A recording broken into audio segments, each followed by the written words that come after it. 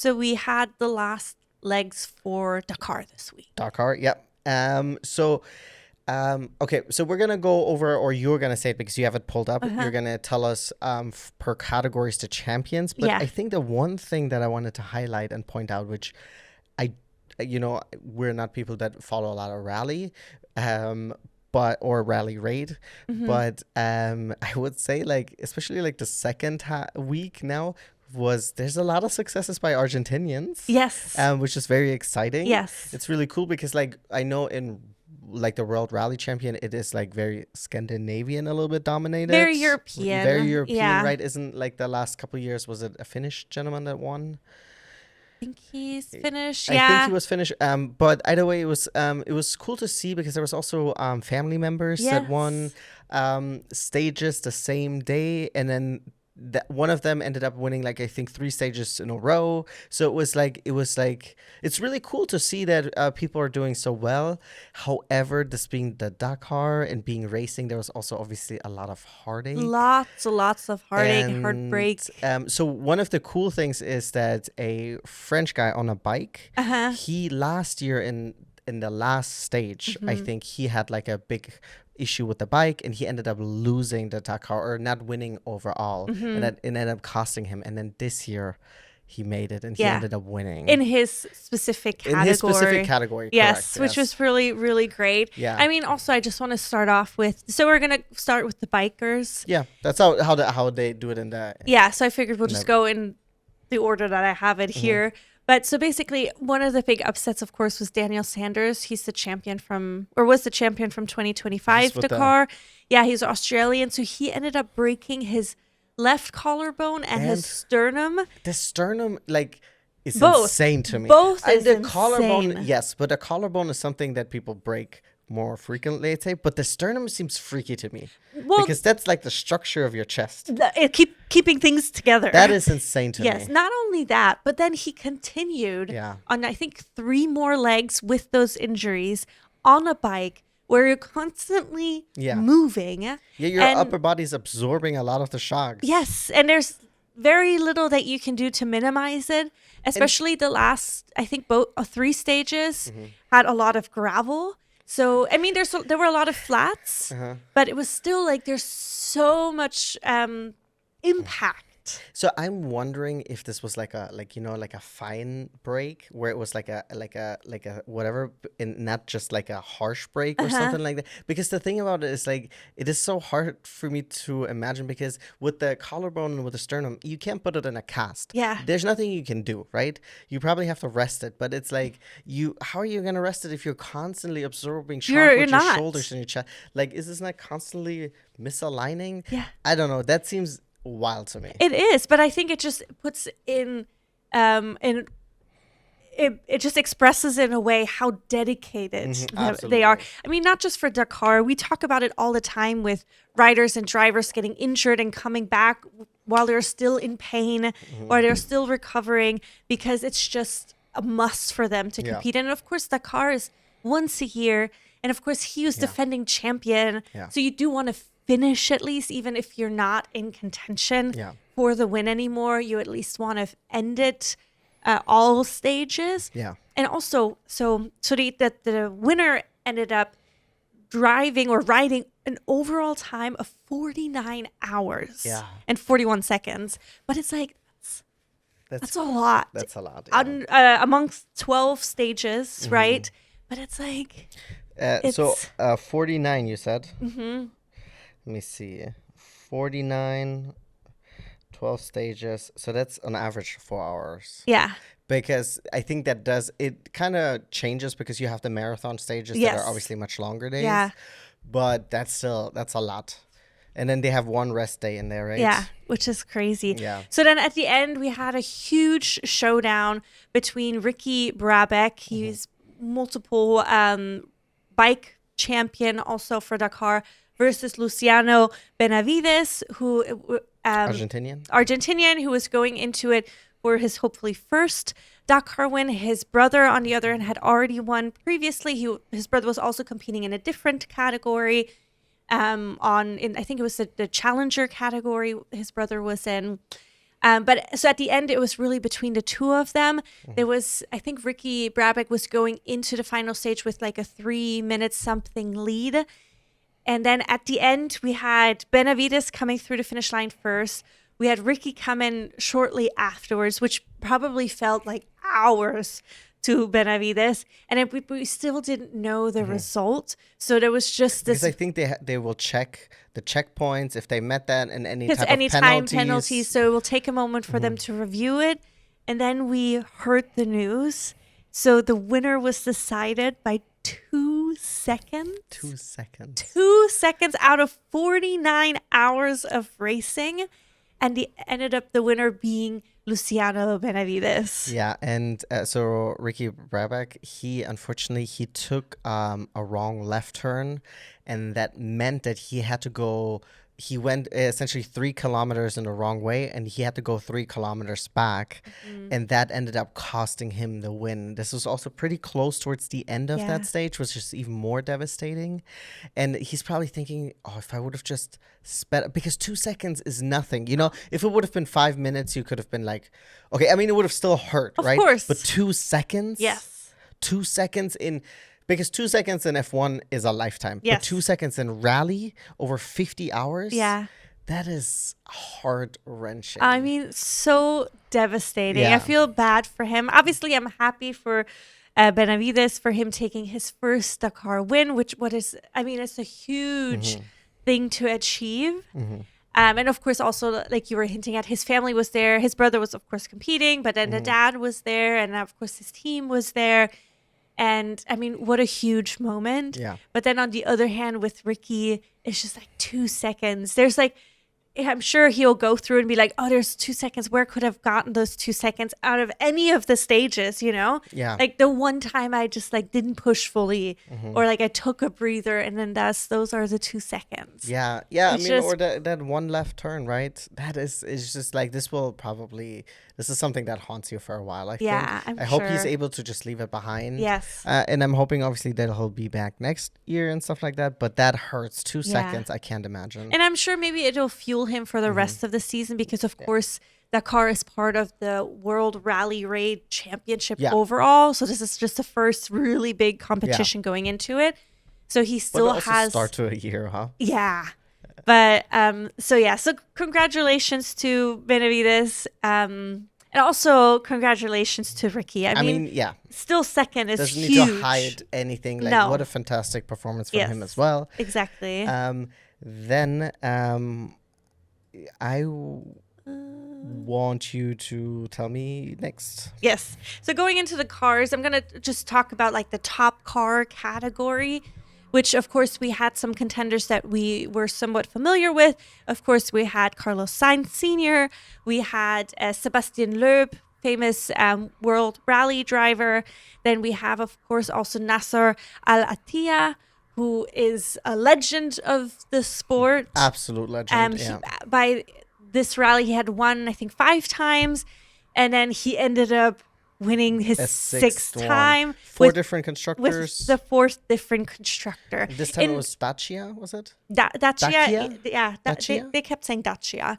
So, and it's like his 4th win within the last 8 years. That's pretty. So half the time you're winning. So yeah, Or I mean the last 2 years he didn't win. It's been 3 years since his last win. Yeah, exactly. Because the first year we had watched it was Carlos Sainz Sr. who had won. Didn't win a single stage, but consistency pays off. Exactly. Then last year, I don't remember off the top of my head. Last year was the hometown hero. Oh, gotcha. But who had left early? Yeah. Because of injury this time.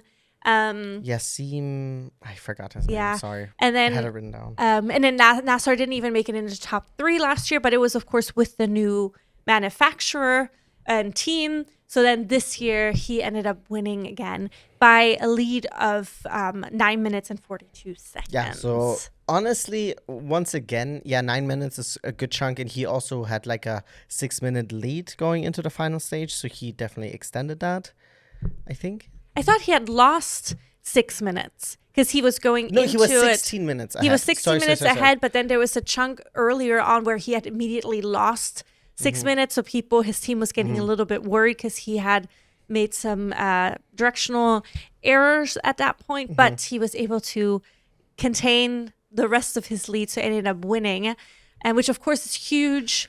I mean, because he's such a legend, also doing it with 4 different manufacturers now. So, I mean, of course, I'm assuming he's coming back next year, and it'll be... I'd be surprised if he Yes, wasn't. and then his co-driver, a Belgian, Fabian Lurken, it was his first time winning. Awesome. So very exciting for him as well, and then, of course, for the team. First time ever for Dacia to win the Dakar Rally. So overall, what a fantastic year. Yes. Start into the year for him. Yes, exactly. And so what else you got for me? I don't know. Let me see. What else do we want to talk about? So we have the trucks, right? Yes, we can talk about... What about the challengers? Can you tell me where Sarah Price ended? Well, she is in the cars, but in stock cars. So she ended up coming in second. Or in her category? In her category. How much time was she still down? She was almost 4 hours down to her teammate. Also in a Defender who ended up coming in first. But she had like this really big... I think stage 1 immediately fucked her over for the rest of the thing. And then I don't know if she had another thing, because she did end up winning stages. Yeah. She won several stages. Yeah. But she just got, her and her teammate got really unlucky. Yeah. Right, and it was, it was huge for the team, for the Defender. Yeah. It's the first time that they ended up taking it away from a Toyota, from a Japanese team in some time now. So congratulations to them, which is very exciting, of course. Trying to see, I mean, for the trucks, we had a Latvian driver. Lithuanian. LTU is Lithuanian. Yeah. Yes. Because LAT is. Yeah. Yes. A Lithuanian driver who was he new to it? Was he the gentleman where the house burned down? No, it was not him. Oh, okay. The guy who... did he come in second? Maybe the guy whose house had burned down. Sorry, I don't remember exactly. And it was this really sad story where one guy, his house had burned down like a month before he started the rally. So there was, of course, a lot of other things going on in his life, but he ended up doing really well. We had, like I said, the Lithuanian driver for the trucks ended up winning, which was huge, of course. And then we have, we have for, I think those are like the main ones I wanted to touch on. So if that's like the main ones we were going to talk about, so if there's one critique that I have to bring, right? And this is maybe something, maybe I'm going to check out a video from the Dakar YouTube channel, because they usually do almost hour-long videos per stage. But I think the one critique I have for NBC Motorsports is that it feels like it's very front-heavy, the videos of bikes. Yeah. And then there's very little of the like smaller subcategories, especially where I wish there was more light shown on would be the classics, right? But also like the thing was like you have the Future or the Mission 1000 for Dakar, right? But they get like the least amount of time. And I'm not saying give them the biggest thing, but if you're like, hey, this is going to be the future of the sport, maybe you should also incentivize people to broadcast that. You know, I'm not saying that NBC is required to do this, but maybe there should be hey, they also deserve to have a light shine on it, because they are doing something very interesting, right? Yeah, I mean, we have the big truck that is now multiple Dakar champ. They drive with hydrogen fuel. And we also had several like electric bikes competing. And I mean, they do smaller stages. They do 100 kilometers a day. Yeah, it's a little bit different for them, but it's still really cool, because we had 3 Arctic Leopard bikes, and we had 3 Segway team bikes, and then we had the truck. But I think it's really cool because it's a little different for them, because the teams, I think, work a little bit more closely together. Yeah. So it's really interesting to see that, or like the little bit that we saw. And like, I agree with you. I wish we would see a little bit more of the classics, just because also the cars are just fun to see, just because it's cars that we might know from the past. Yeah, yeah, you know? absolutely. Yeah, and there are cars from the past, right? There was, I don't think I don't know if you've seen the stage, but there was these two brothers. I think they were French brothers who used to watch the Dakar when it started in like Paris, I think it was. And their dad would take them. And then there was a car that they were watching. I think it was a French driver in it. And they ended up, I don't know if they bought that exact same car, but then they bought a rally car like that, right? And then they were racing it. And it's like, that's awesome, you know? And of course, they highlighted that in one of the videos. I can't remember if it was stage 7 or stage 8. 8, I can't remember right now. But that's cool, and I want more of that. And I want to see more of them racing also. Yeah. Because, once again, it does feel sometimes the videos are very front heavy with a lot of bike, where I could be like, you could have trimmed it down a little. If you're only giving us 30-minute segment, right? Yeah. And you're like, I don't want to give you more, then maybe cut 3 minutes, 4 minutes out of that. Yeah. And then, give it to someone else or different categories. Yeah. Or, I mean, at least then switch it up a little bit. That's why I'm going to try to see if by next weekend I might like watch one of the other ones, and then I can, share that. And then maybe that will influence how we will watch the Dakar next year. Yeah. However, there's 2 more things I wanted to bring up before we wrap up this bad boy. Yes. And there are some positive news. Yes. And so I had recently brought up in a video that the BMW works team for Le Mans or for the WEC, there's no more 46 car, right? And there was also no news about what Valentino Rossi will be doing, and there are news now.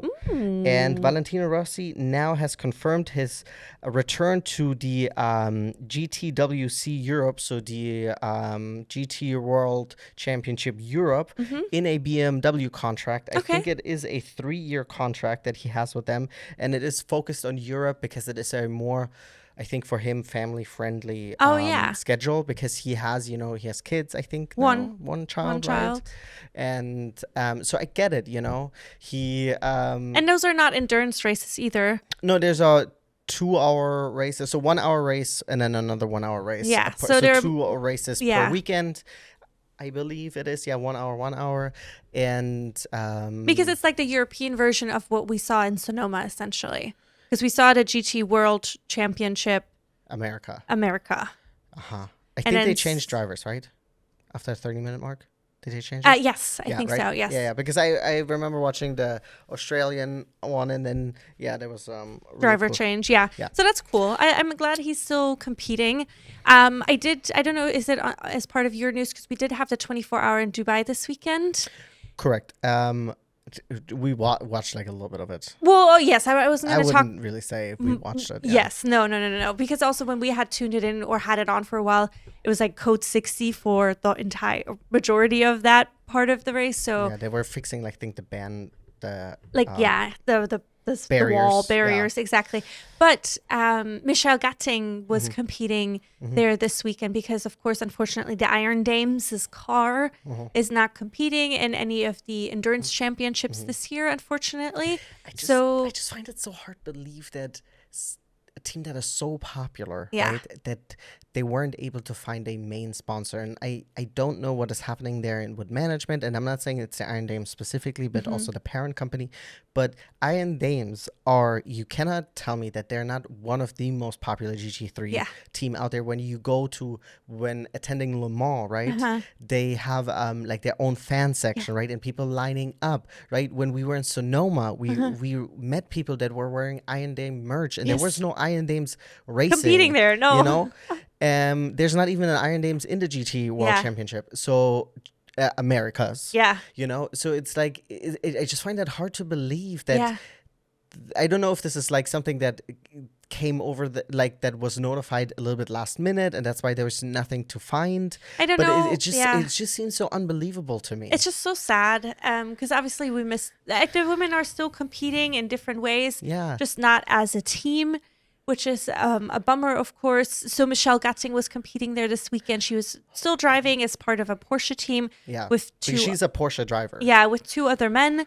And so they ended up coming in 6th in their category. Okay, that's good. So that's what I wanted to just say, because I mean it's 6 is actually not bad for a 24-hour race. That's Exactly. And then, but it was also, I briefly looked at the post, but it was also kind of like bittersweet. Like, it's like obviously happy that she's competing and then that she did well. But it's also just, it's a bummer to have them not in their car, It just seems unbelievable to me because it's like last year, if I look at the season of the Iron Dames, right? They did really well in the ELMS. Yeah, you had a few wins in there, I think, at least 2, I think. And more podiums, right?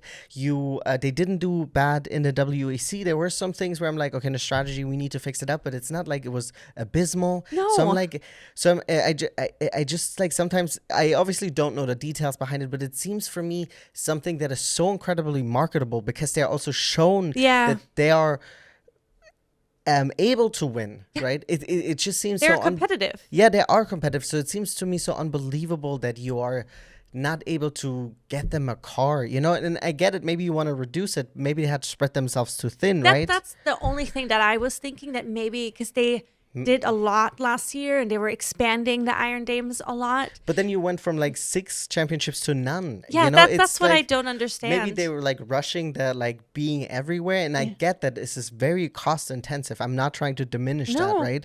But it just seems unbelievable to me that like the money was mismanaged so badly that you can't even do 1 championship. Yeah. And like if you think about the WEC, I could imagine that that's probably a little bit more affordable to do because there are not that many races. You have longer races, but like IMSA, there's a lot of races throughout the season, right? Where WEC is like 6. So I just find it's really unfortunate. Yeah, it's I wonder if there's more gonna come out eventually about what's going on. Exactly. I know they are saying they will be back. Hopefully, maybe this is the year they will regroup. Maybe this is now the time they will find new sponsors. And yeah, I mean, keeping our eyes peeled for the Iron Dames. Maybe that means we all need to buy more merch. She's already really expensive. Okay. So I have one last set of news for us. Okay. Which of course are probably for all the Ferrari F1 fans, the most exciting thing that happened this week is that it has been made official by Ferrari that Riccardo Adami was moved from his position as Lewis Hamilton's race engineer to be the manager of the Scuderia Ferrari Driver Academy and test previous cars. So the good thing is, and I think we've talked about this, like I didn't want Adami to be fired, right?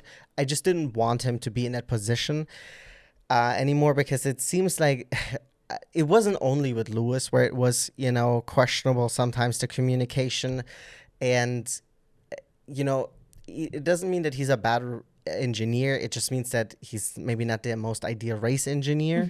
And so he was moved. There's no replacement yet announced for Lewis, which is interesting because there's also, we have the Barcelona tests coming up, preseason tests coming up. Yes, but their livery review is coming up this Friday.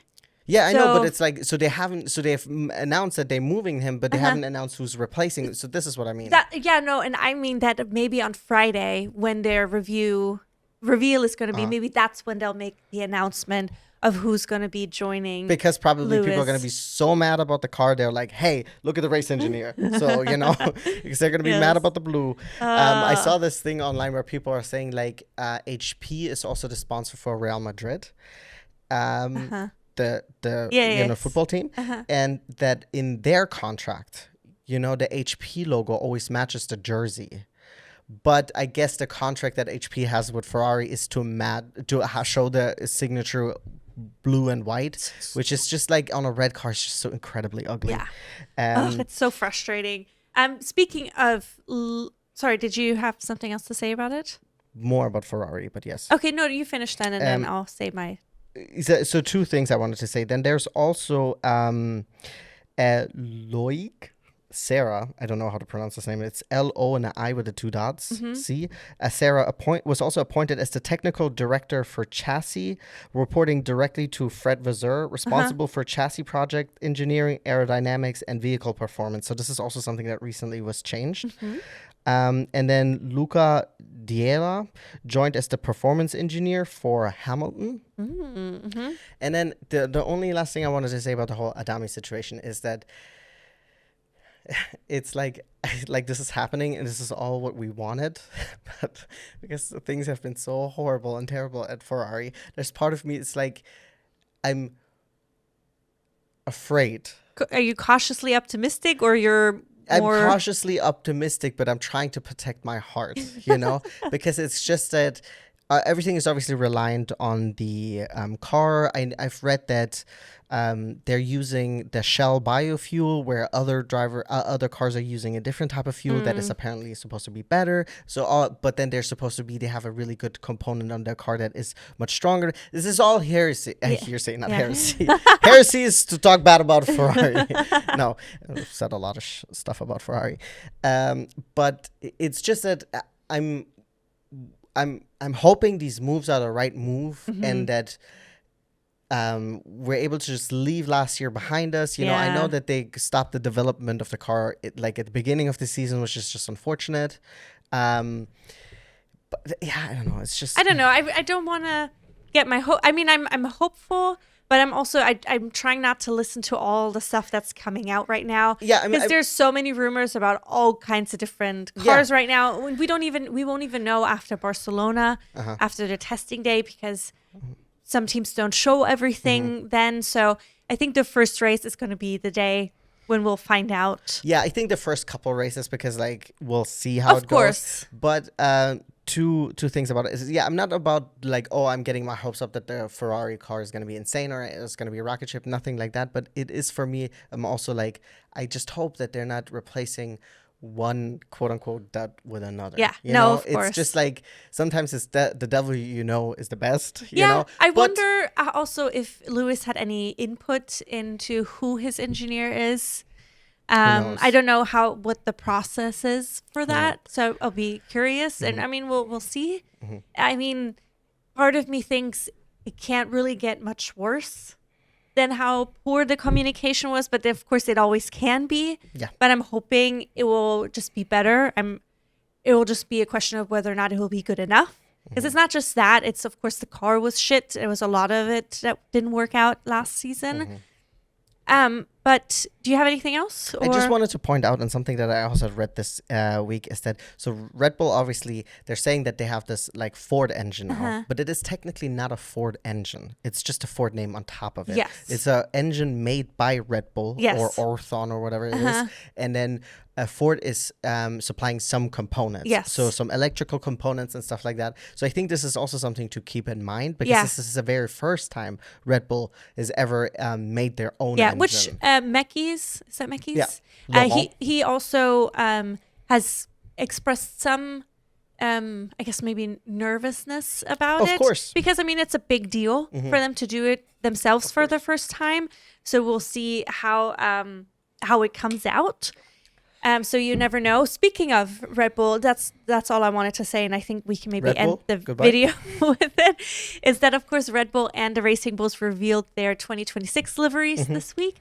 We'll make a separate video about that, where, like we did last year, I'll show you last year's and the new one. You can see if you recognize any of it, and we'll just talk about what our thoughts are.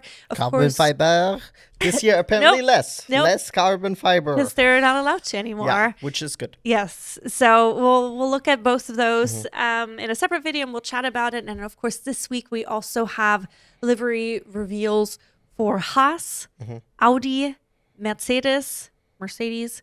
Ferrari, Ferrari and Alpine. All of those will be revealed. I'm excited this week. Yes. So we'll probably be making videos about all of them. Yes. I don't know if we're gonna combine some of them. We don't know yet. We'll see. But I'm excited. I am kind of happy. Just gonna sound maybe weird that it's not starting just yet. Yes. Because I'm still I'm okay with just still being in the off season for now. Yeah, and I'm also I'm excited that we are watching different things now. Of course, we have the car. Because it frees up your schedule a little bit, exactly. Right? And then we have Supercross now, which I can focus on a little bit before. And also, it's distance does make the heart grow fonder, right? So it's having that, everyone gets to recharge, and then hopefully we'll come back. Oh, last happy news before we finish it up. Albon got engaged to his girlfriend, golfer Lily. It was a hole-in-one, and she said yes. That is very true. Very exciting news. Congratulations. This was terrible technique. To them. I think I would be this way. I don't know. I've never played. That's definitely not how We are out of to this. Goodbye. Thanks for tuning in. Bye, everybody.